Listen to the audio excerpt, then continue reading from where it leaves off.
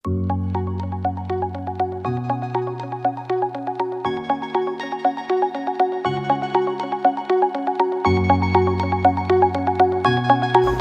esango nuke kulturartekotasuna dela anitzak diren pertsonak elkarrekin bizitzea, baina ez bata bestearen alboan soilik. Hor egon behar dira harremanak, egon behar da jarrera positibo bat, baliok partekatu batzuk, esperientzia partekatu batzuk. Pentsatzen dugun guztia generoaren ikuspegitik berpentsatu behar dugula, eta kulturartekotasuna ere bai. Kulturartekotasunaren ezaugarri bat da gaitasun analitikoa, ikuspegi kritikoa ez dugula baztertzen, eta gai garela kulturek, gizartek dauzkaten alderdi positiboak eta hobegarriak detektatzeko, eztabaidatzeko. Orduan, biak uztartzea komeni da, derrigorrezkoa da.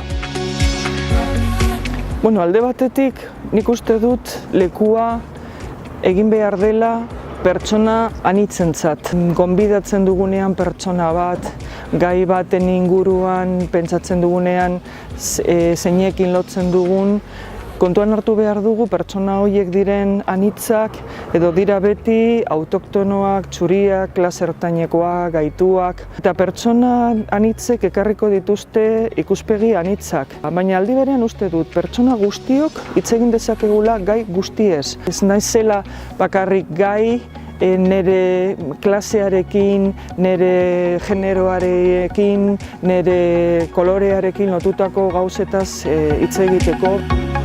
Nik uste dut, estatuz kanpotik etorritako immigrazioarekin, azkeneko 15-18 urtetan gertatu dena, horrekin lotuta sortu dira kezkak hezkuntzan, ez? Dilema berriak, egoera berriak, agian ezain berriak, baina forma berria dutenak, eta haietako batek lotura dauka generoarekin, ezta? Orain egoera batzuk sortzen dira eskoletan, eta irakasleak kezkatuta daude, desberdintasunarekin lotura dutelako, ezta, desberdinkeriarekin.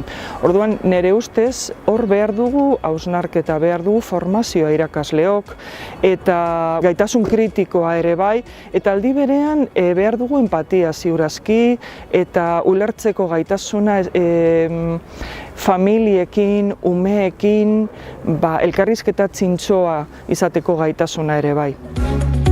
Esango nuke kultura anitza badela, hemen ezaugarri kultural desberdinak dituzten pertsonak elkarren ondoan bizi direla, baina ez nago ziur kulturartekoa denik. Izan ere, badakigu, hiri honetan adibidez, aspaldidanik daudela eskola batzuk non bakarrik ikasle etorkinak dauden, eta beste eskola batzuk non bakarrik ikasle autoktonoak dauden.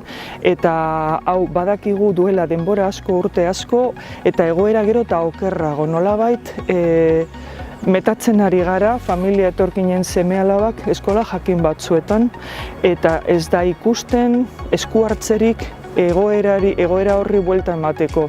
Ezin dugu esan hiri kultura arteko bat dugunik hezkuntzan egoera hori ikusten dugun bitartean.